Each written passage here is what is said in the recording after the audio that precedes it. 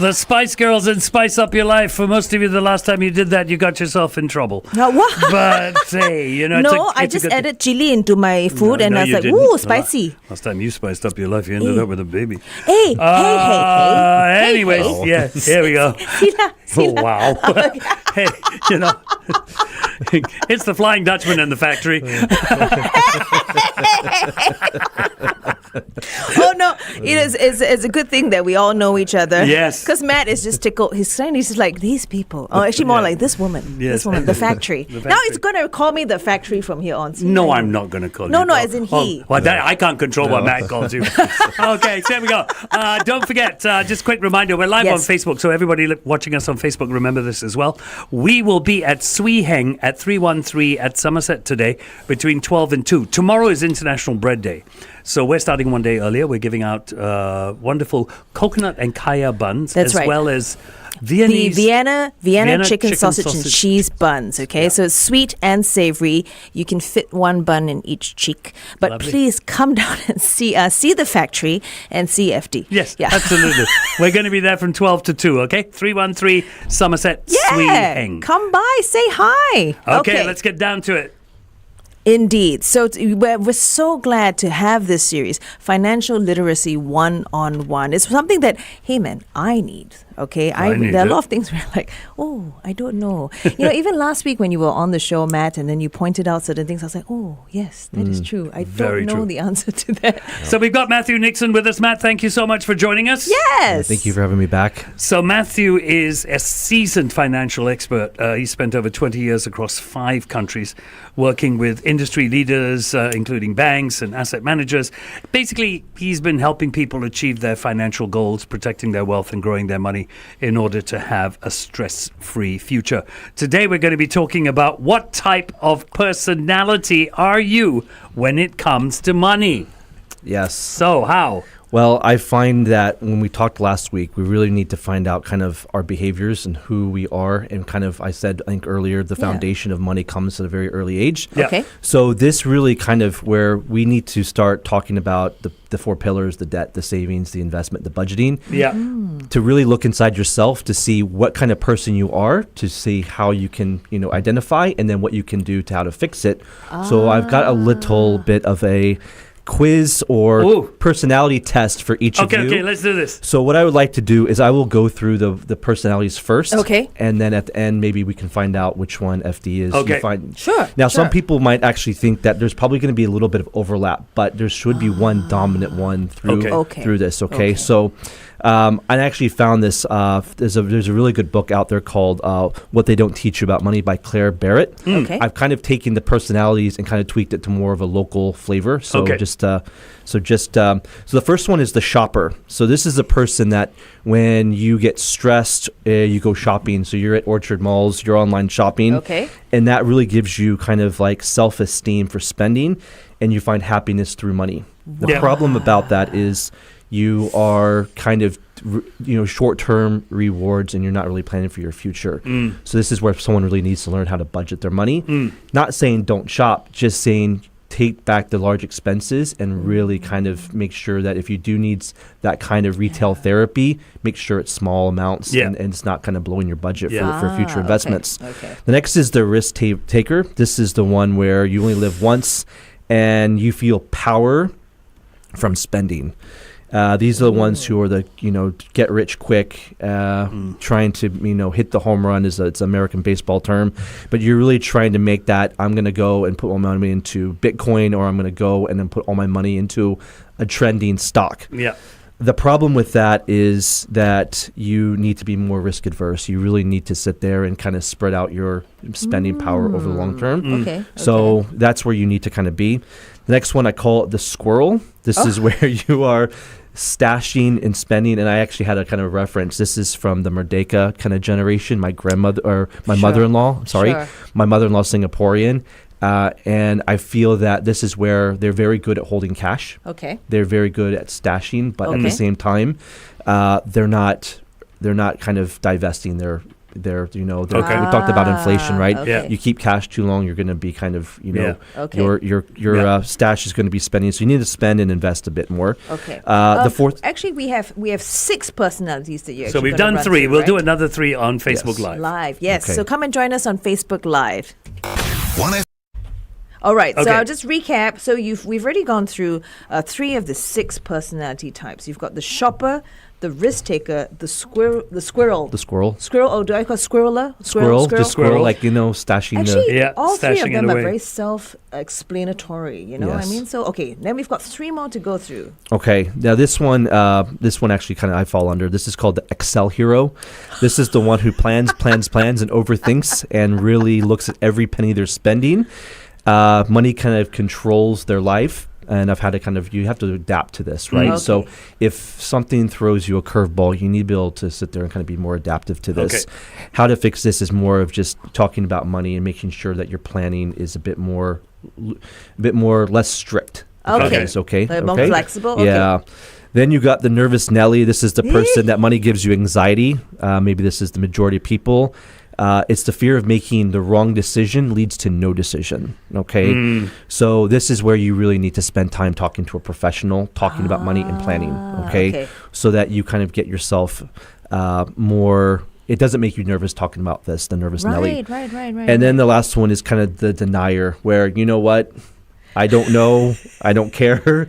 I put my head in the sand. I tap that card, and if my credit card bill is $5,000 this month and $10,000, I just kind of go. Now this one's very interesting, because this one is where you kind of money has some sort of trauma, historical. Oh, really? Either grew up where you weren't really, and I think this also one goes kind of the youth is that some people kind of get traumatized in school by math. Yeah. And if you're not good with math and you see money as a math problem, then you're going to be like, that's okay, interesting. I'm just going to sit there and let things work out themselves. So this is where this one's kind of an easy fix too, is like you just need to start talking more about money and start getting more financial literacy, start reading to build it, and just building your education up little by little. That is very interesting. I mean, the denier, what you said, that it could actually be trauma that they had maybe with maths, the Yeah. subject. As Yeah. You see, I'm taking notes. Very good. I'm paying very good attention. I've gone through these 6 as you were speaking. I am somewhere between shopper and squirrel. What's your dominant one? Because Matt, right? You said it's Probably about what is squirrel. the dominant one? Probably squirrel. Really? Yeah. Okay. Probably squirrel. All right. I am actually more of a shopper. But I don't shop when I'm sad. I think I shop most when I'm happy. Okay. I do tend to shop when I'm sad. Oh, Yeah. really? Or I shop for 2 reasons. I'm sad, or I've done something really good and I reward myself. That's true, and that's not a bad thing. It's Yeah. just those kind of expenditures. I think you're to the point where I think maybe next time we also talk about where you are in your life to actually hit those different points, Yeah, because yeah. you're kind of seasoned. You've accumulated your retirement for time. That's not a bad thing. So it also depends on where your life is. But I think for the squirrel, if you are kind of in that age group to where you've been saving and saving and saving, you Yes. guys need to kind of reward yourself. Yeah.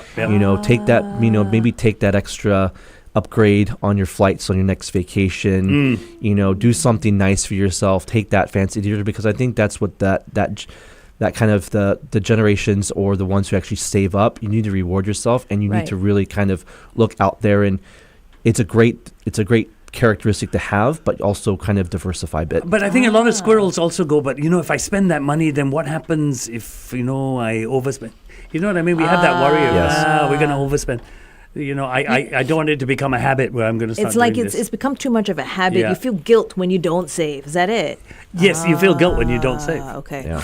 Yeah. Oh, can't say Okay. that's my problem. By the way, my husband is away on business trip. That's why I'm very, very honest about me being a shopper. Wouldn't do that while he was around. because he was tuning in, he'd be like, "Oh, So if I'm part shopper, part squirrel, am I a conservative investor or a risk taker?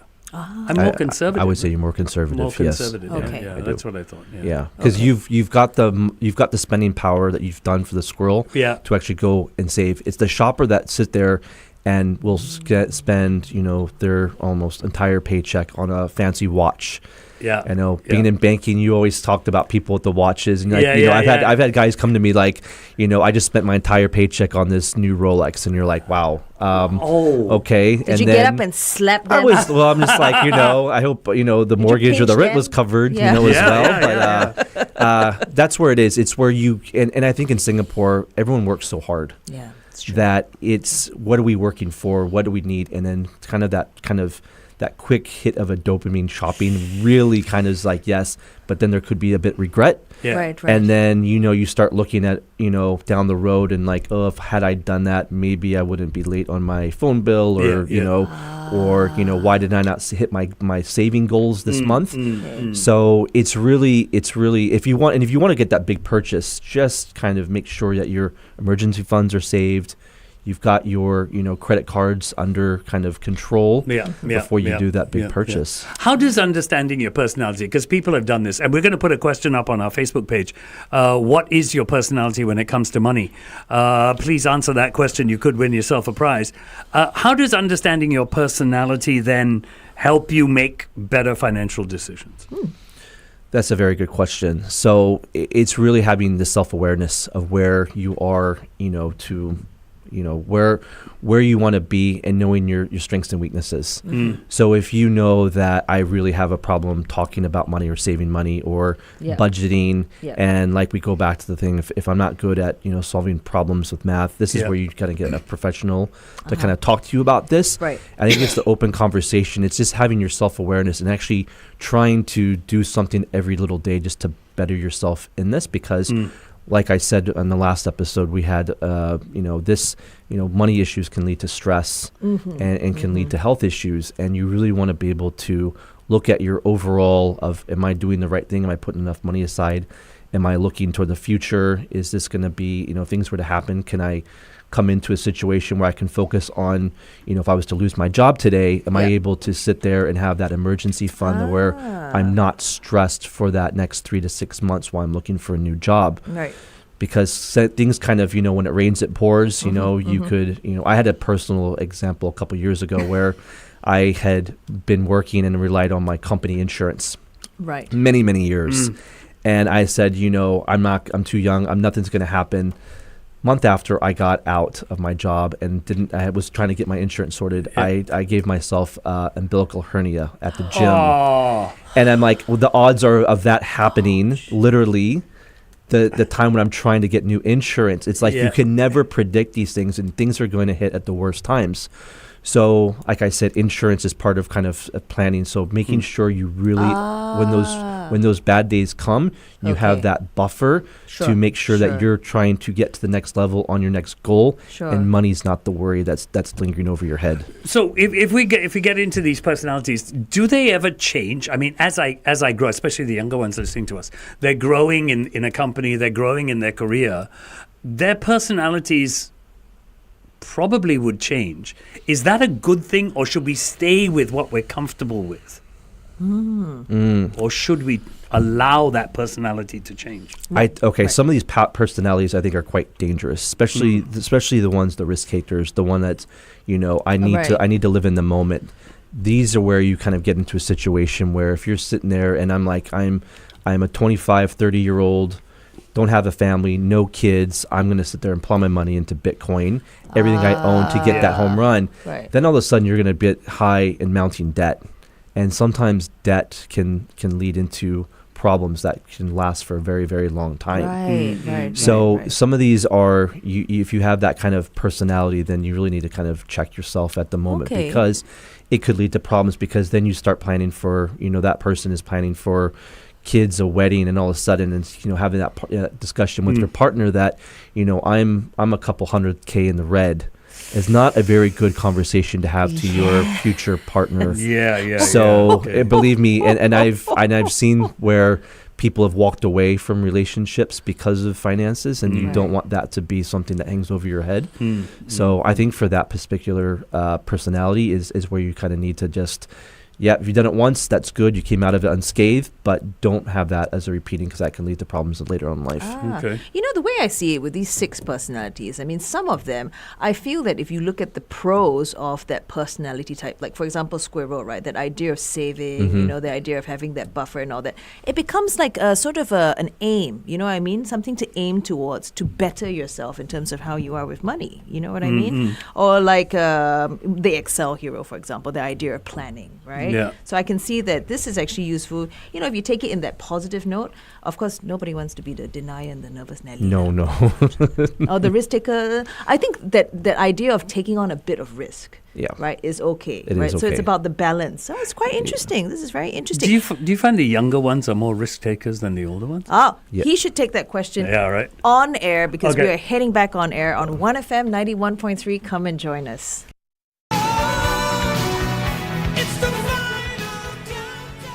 The final countdown there for you. That's Europe. We haven't heard that one in a while. Well, at least I Nee. haven't. You were asking this about the generations, I was right? asking Matthew, are the younger generation more risk takers than the older generation? Yes, I and having worked with kind of the newer generations coming up, you really talk to them, and I think there's a sense of also security as well because they that's kind of interesting. there's that generation that kind of hasn't gone through a financial crisis yet. Yeah. Yeah. And when you're more seasoned and you know that things, the markets are not always going to keep going up, Yes. your portfolio is not going to keep going up Yes. exponentially. True. And when you actually have that hit, then you realize, wow, I need to kind of recalibrate on how I'm kind of looking at money and my relationship with money. Yeah. Correct. But the amount of people you talk to, especially in the cryptocurrency space, in the meme coins, it's quite. I've talked to friends and colleagues who've got friends who they'll go to their full-time job and they will be up all night waiting for those percentages to hit, and they're trading all throughout the night, and then they No go to work the next day, and Ouch. then it's really like again becomes a cycle. Yeah. So yeah, it's a bit interesting. So I think you need to. It's great to have that kind of personality, but you still need to kind of stash things away and have that long-term investing goals. Earlier, you mentioned bad debt with people who are risk takers, right? Yep. What are practical steps to get out of it?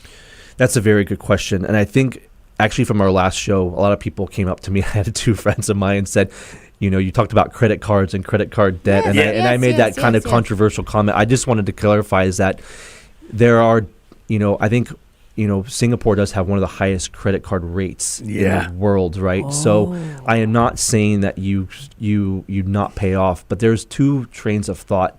There's the avalanche method and the snowball method. So sometimes the avalanche method is you get the highest of your credit card and you start paying that off first. Okay. And then that way that kind of you start reducing that debt. And I don't say don't do that. Then there's the snowball effect where you have a smaller balance. Okay. And it's also sometimes good for you if you have credit card debt to get quick wins. Okay. So getting that clear balance off because it shows to yourself, hey, I can do this. I've got this one off, and then you start going to the one that's higher on the mountain. But I'm not saying don't pay it off. I'm just saying there is ways that you can kind of consolidate debt as well. Sure. So I also think that debt is something that people need to talk about more often because there's a shame behind that. Yes. I think yes, if you for really sure. think about everybody, everyone has some sort of debt, Yeah. right? And we talk Yeah. about good debt and bad debt. Right. Now, good right. debt is you got a mortgage, you're buying a house for later on for valuations to increase. Yep. You're in student loan debt to actually have to better yourself for financial earning power down the road. It's those high credit cards, personal payday loans. Yeah. You start getting into that. The best way is you need to first of all address it, stop denying it, and Okay. start looking at that today. And then I think there's ways to actually start speaking to a professional to get that under control. Right. And there is a credit counseling in Singapore that you actually go to that you can actually get them to help them with your debt. And how this works is that they can kind of come together and look at your plan and help you budget. That's And really you can good. actually start kind of consolidating. So when you say consolidating debt is that there's ways of taking like a bunch of credit cards that you Yes, have and that yes. balance, and you can actually roll that into another card that if you have a 0% from 6 to 18 months to start paying off that principal balances. Oh, that's clever. So that That's makes your clever. mindset is you really need to start focusing on that, and it gives you a window to kind of reduce that. Sometimes you can do debt consolidation counseling where they can actually have someone reduce the interest rate for you if it's getting too much. And this is when people are kind of really, really into the high ends of debt. That is a really, really good. To mention that, I had no idea there was such a thing. So this is really. We're going to head back to Facebook Live. Come and join us. Remember, we've got that question going on that could win you $150 worth of dining vouchers from Lady Wu. Come and join us. The Morning Drive. So, a question from a listener: how do you recover from a bad investment or poor financial decision? Where should someone begin if they feel overwhelmed about it? So first is to address it, and people make mistakes. Oh, That is you don't be hard on yourself. A lot of people, there's you see especially in athletes that some of these that become multimillionaires and put their money into investments, and you talk to them later on in life and you see their stories, and it's heartbreaking, right? Because you've lost millions. So one is you need to talk about it. You need to even bringing this up and admitting it to family members or your spouse or partner is good, because you start addressing it, and then you look at the mistakes that you've made and how you can avoid those. So it goes back to the investment itself. You need to know what you're getting yourself into, how that investment is going to make money. And good investments should be very simple to explain on how this is going to make money, where the underlying fees are, what is the company you're investing in, how do they grow, how do they get more profitable. So these are the kind of questions. If someone is trying to sell you something that doesn't make sense and you're kind of like, okay, it's a bit vague, more than general time, it's not a good investment. That's a great point. It is a very good. Does one need to change one's mindset? Because surely investment is a mindset thing as well, isn't it? It is. It is very. It is, and that's that stages of your life, like I said, or you've got your 20s and 30s where you can be more aggressive, and your 40s and 50s where you need to kind of start being stable, and then you start getting into your 60s and 50s where you really need to go into safe, low investments, right? So that's money market funds, that's fixed income bonds that that you're going to be getting, coupons or dividends from that side.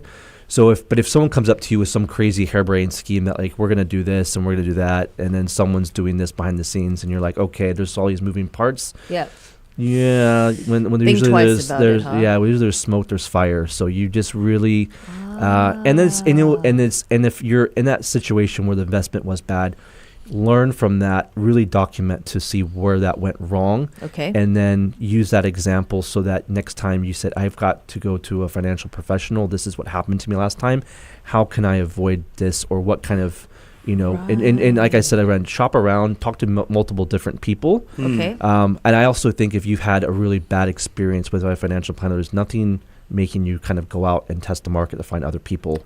Or even if you have one for a very long time, why not say, hey, I've got this nice kind of war chest here. Maybe someone else you can take a percentage of that and say, maybe I need a different perspective. Maybe someone a bit younger, maybe someone in a different, field that they can sit there and help grow your money. So really just have the communication, and don't have that guilt that there's there, because like I said, majority of people are in some sort of debt.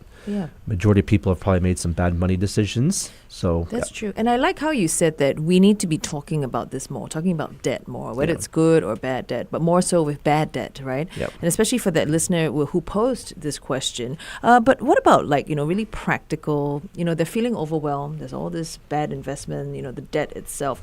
Where can they begin? So this is, I think what we just mentioned is great for them in moving forward so that they don't make the same mistakes again, right? But what can they do, really how can they begin if they're feeling overwhelmed by these bad investments, So one is to go to to get that kind of counseling that you have. And then if you really have debt that is kind of, I think there's the debt consolidation plan that you can actually go to banks and they can sit there, and if you're like, I think the stat was 12 times over your your monthly income, Okay. they can work to sit there and make sure they pull maybe your car debt, your housing loans, your credit cards, and make that and say, this is what we're going to do. We'll try to negotiate a lower rate. And then you have a fixed time period and a fixed monthly. And as long as you are meeting those payments, you are reducing that debt, and it will start increasing your credit score because you're working towards fixing the problem instead of just putting it off. And the consolidation helps is because we're all very busy people, right? So you know that sometimes your water bill or your electric bill's different timing from your credit card bill. When you start getting all this, and then life happens, you miss a payment, then it doesn't look good. So by having consolidated into one fixed payment, that is the way to kind of sit there and start chipping it away little by little. And then if your banks are seeing that you're actually reducing this debt, then it's going to increase your credit score, and this is going to make for future borrowing power get back up to where it needs to be. I like this. So one can go to a bank, but what a lot of people are doing these days is you go on the internet, and apps are a dime a dozen. They're everywhere, from budgeting to investment to retirement. How do we know what to use? So talking about budgeting and savings is there's so much information out there. Don't pay for any of these apps, especially the ones, because there are so many there are a lot of free ones out there that we can actually do. Okay. So that's step one. So use the ones that are free and they're out there, and let's start simple. There's a really good one out there. It's called Money Owl by Temasek Trust. That's free. You can actually use your SingPass to actually scan. It puts all your information in, and we'll start answering your questions right away around insurance, retirement. Fantastic. I actually tried it last week. It was like, you know what, this is great. Budgeting. There's another one. It's free. It's actually a Singapore app called Dobin, Dobin. Now, this one is this is it actually consolidates your bank statements. And I just want to tell people that if you do this, you have that, your data privacy is there. I'm kind of old school. I really like, and this is my kind of way, I use Excel spreadsheet. And I'm going to just kind of put something out there. When you have an app and you can upload things, your balances, and does it for you, when you start typing in your expenses on an Excel spreadsheet and going through how much you spend, and I like my coffee. When you start realizing how many coffee receipts you have, it starts to give you something, or you're spending, on food. It really starts to put in your head, wow, do I really want to be counting all this every single month? It kind of tells you this is where your spending is, and by doing it manually into an Excel spreadsheet, it really shows you where your income expenses are, and it makes you kind of feel like this is where I'm spending my money, and I'm actually having to do work. That will actually make you feel like, hey, maybe I need to start cutting back in certain areas. Okay. I really like this because, when you enter it into an Excel, and by the way, Matt did say that his personality is the Excel hero. Hero, You have to take a moment, right? Because you're trying to punch in all these things by yourself. I think it kind of forces you to look at your receipts and hey, what's going on here? Wow, this is really, really good. Are there any newer, more innovative tools in the market these days? So there is. We have. Let's go on the investing side, and I'll name a few names, but I know probably everyone knows. They call them the animal apps. These are the ones that are you can invest into the market, and I would say it's going to be. Don't get too complicated at the beginning. So use some of the ones if you're going to invest. Use some of the tried and trusted brands, ones that are actually. Backed by MAS. And Taoist is very good. Poems by Philip Capital. Poems, very good. Yeah, I've heard very, of that. very good. Yeah. And that gives you access to a lot of different investment types. You start getting more complicated. There is one that just hits the market. Is called a hedge trade, HEDG. Drop the E, TRAD. This is more, and this is a company I'm very familiar with. Actually, give us 1 second on that. We're just going to pop in on air. Alrighty. We're still talking to Matt about hedge trade. Yes. So you were saying this is a relatively new one. Yes. So this is a quant research, market intelligence, and predictive analytics. And AI trading is starting to become more talked about. There's Yes, other apps that do indeed. that too. I just had a conversation with Mumu's another one that's out there that Right, they're doing algorithm. Yes. So people need to start having this. Algorithm trade it does is that it basically will do the trading for you based on the algorithms in the background. So for this particular, for hedge trade, this is more of, it gives you ideas. It gives you where you should go medium long term. Oh, that's and it's got a interesting. very good, and this is not a free app. There's a subscription, but for professional traders, I think it's about $99 a month. Yeah. Okay. What's good about this one is you can actually put your portfolio holdings in there on the certain ones, and it actually will tell you what your future holdings will look like, so you can actually help the market. So this is the kind of technology that's really coming, but this is, I say, this is more for advanced traders. Sure. So once you start getting comfortable, that's why I said kind of go to the tried and tested ones. Like I said, Dallas is very good. Poems is very good for the investment sides, and of course you got the animal ones, which is the tigers, the muumuus, the animals. Yes. Okay. Right. Okay. No, this is really fascinating. But I want to just remind everyone about what Matt just said, especially if you're a beginner at all this, right? Yep. Don't pay for the apps. Use the free ones. There are really good free ones out there. And then when you start to advance, then of course, you're using very advanced sort of AI, like what you mentioned with hedged trade and everything. So definitely, so much that we have learned from today. We'll just have one more question to wrap up. We've got quite a few. So let's, for those of you on air, we're going to end the interview here. We're going to go back onto Facebook Live and continue with a couple more questions. There's one very basic question that I think a lot of people have on their mind. I'm going to ask that question. All right. Come and join us.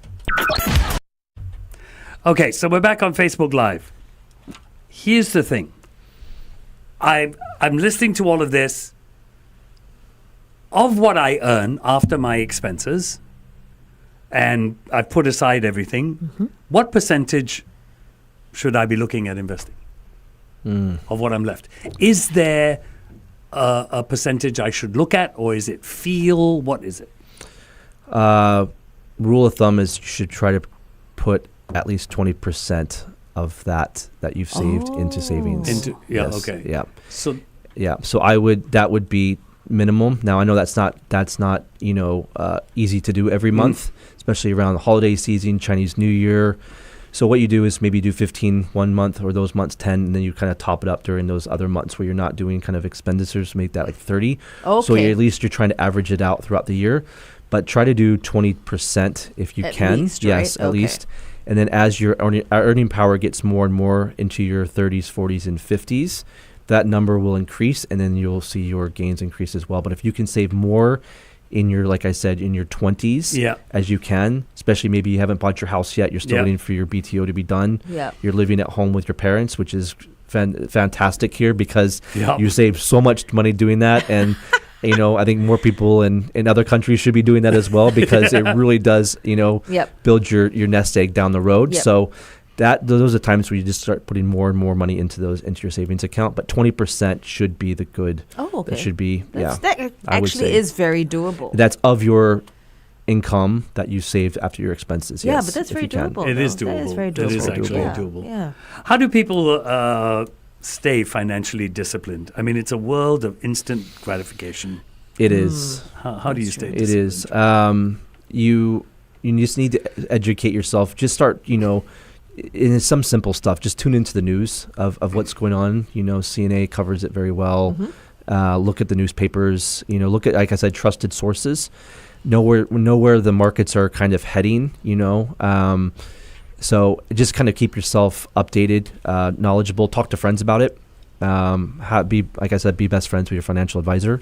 That always helps. Yeah. But I think it's just, and Instagram, TikTok, I think for the younger generations, they do have good things on there to be, but just to know what's going on. Like I said, don't be the denier. Don't put your head in the sand. Just, kind of forget that things aren't happening. You kind of need to know what's going on with world events. No, I think that's really important. I mean, be in just keep up to date, like you said, but also to be discerning, I guess so, right? Yes. Start to learn to be discerning, right? Don't believe everything that you see on your social media. That's true. Yeah. One final question. One simple habit that we should adopt to improve our financial health. Simple habit. Simple one. This is kind of me growing up, only use credit cards really if it's for an emergency. Oh. That's where I Someone was. who believes what I believe. Yes. Oh. I remember my first card when I was given it to it when I at 18 years old, and my parents moved overseas, and I stayed back in the U.S. to go to university. Yep. And my dad was like, only use this for emergencies. And to this day, when I use my credit card, it's like, oh, I mean, now you get more points and rewards, and I Sure. understand that. But Sure. if you don't have to, rack up that credit card debt, please don't. Absolutely.